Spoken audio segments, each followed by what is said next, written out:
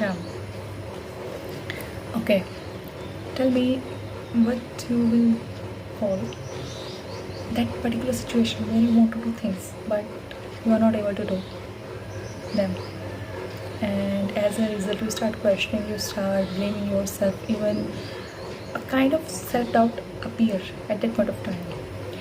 And the basic reason is willpower, lack of willpower.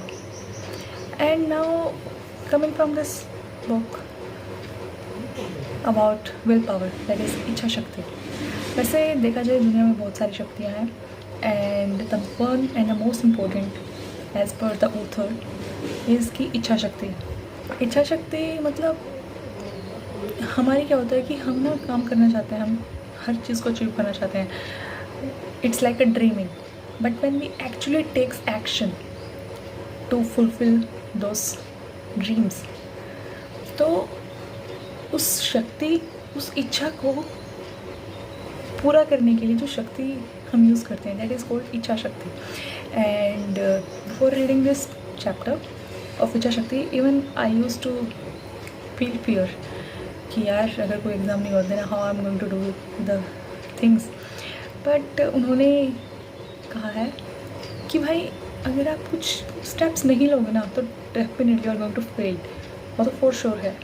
But अगर आप steps ले रहे हो, अगर आप चल रहे हो, आप अगर सपोज 10 कदम की दूरी है आपको अपने सपने तक पहुंचने के लिए, अगर आप कॉन्फिडेंट ही नहीं हो कि नहीं भाई मैं नहीं पहुंच पाऊंगा या पाऊंगी, तो आप ज़ीरो पे बैठे रहोगे. But if you take steps, क्या पता आप 0 से 5 पे चले जाओ, 5 से 10 पे चले जाओ, और 10 को पार करते करते फिर आपको लगे कि भाई 10 तो कर लिया, अगर मैंने 10 कर लिया तो मैं 20 भी कर सकता हूँ.